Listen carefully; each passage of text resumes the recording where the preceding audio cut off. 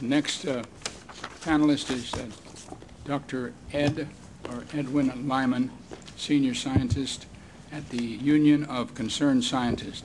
Dr. Lyman, we welcome you and thank you for giving us your time. Thank you. Do you have my PowerPoint presentation, or was it too late?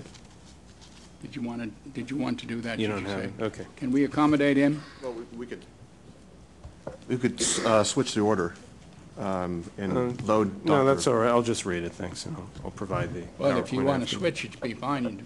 I have a PowerPoint presentation too. Oh well, then we can't. I'm pretty sure we have yours. Okay, let's go ahead. You do all right without it? Yeah, I'll just read. Thank you. I'd like to thank the chairman and the commission for the opportunity to present the views of the Union of Concerned Scientists on this issue. Just like to say that Matt's behind you there. Do you want to tell him something? We can take it from him. Oh, okay. You know, let's not waste time. It's fine. Go ahead. The Union of Concerned Scientists is not an anti-nuclear organization, nor are we a pro-nuclear organization. We are open to any sensible idea that will help to mitigate climate change.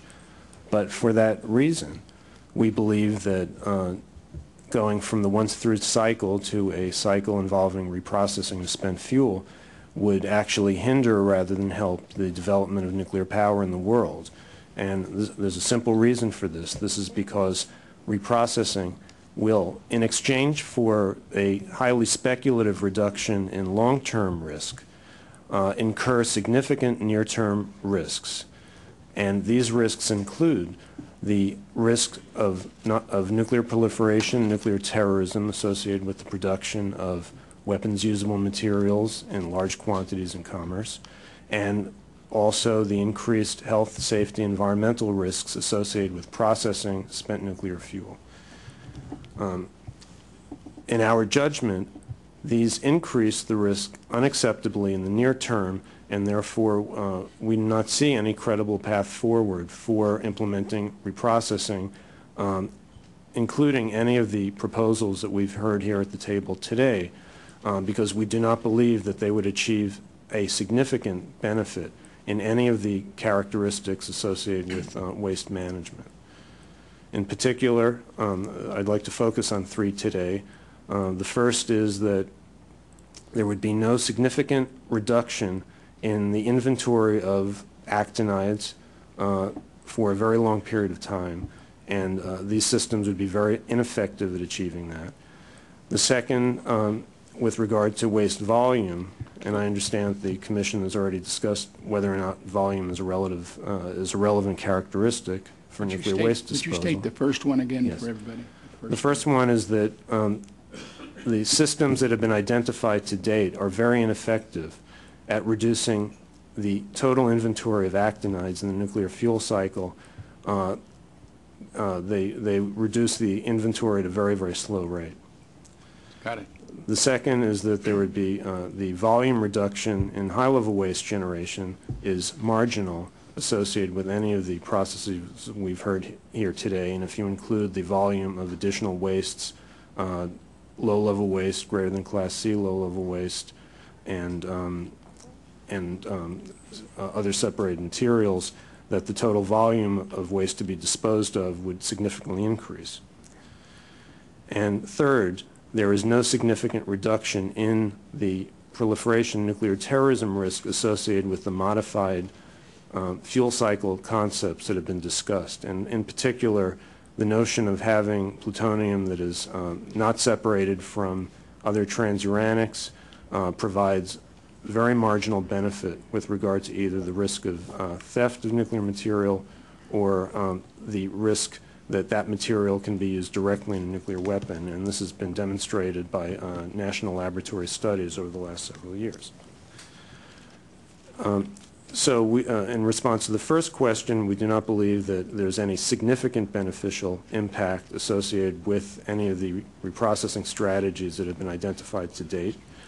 And with regard to the second question, we do not believe it's appropriate for the federal government to promote commercial fuel cycle options other than its legal obligation to develop a geologic repository.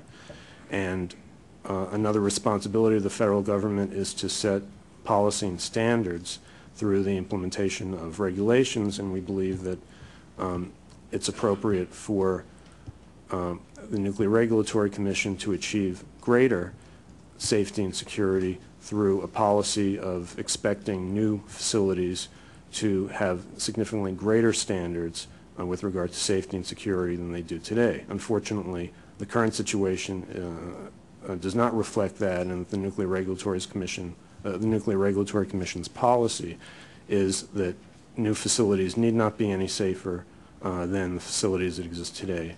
And with regard to security regulations, there is an effort underway to potentially weaken the existing security regulations on special nuclear materials, which would be a step in the wrong direction. And with regard to the effectiveness of recycling strategies, a number of studies dating back to the National Academy of Sciences stats report in 1996 have demonstrated that even when you have an actinide recycle system that is extremely that has very high performance features, it's essentially the perfect system for this objective, that it will take hundreds to thousands of years to significantly reduce the in-process inventory of actinides if the system is working perfectly. And in our view, that is not an effective system to reduce the actinide inventories which advocates of recycling claim is necessary in order to reduce the heat load to the repository. The most recent study in this regard was done by EPRI, and I understand that those results were provided to you at the last meeting, but I would like to reiterate them because I think they're important. Essentially, implementing a system, again, with nearly perfect characteristics would not lead to a reduction in the existing actinide inventories when you start.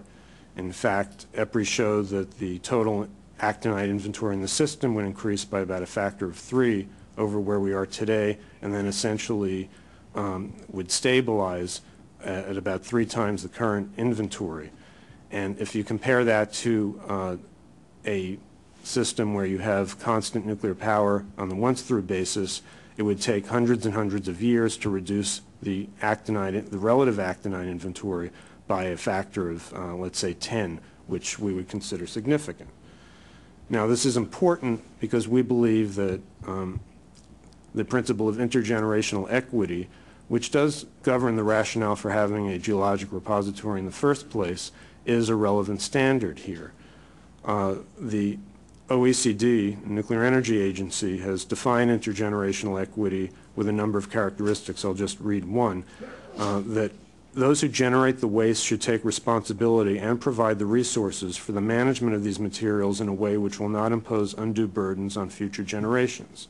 And with regard to this standard, any recycling approach which takes hundreds or thousands of years to actually achieve a significant reduction in actinide inventories fails the intergenerational equity test because we are imposing the burden on future generations to continue to build and operate the same facilities that we have today and incur the accompanying increase in risk to health, safety, proliferation, nuclear terrorism.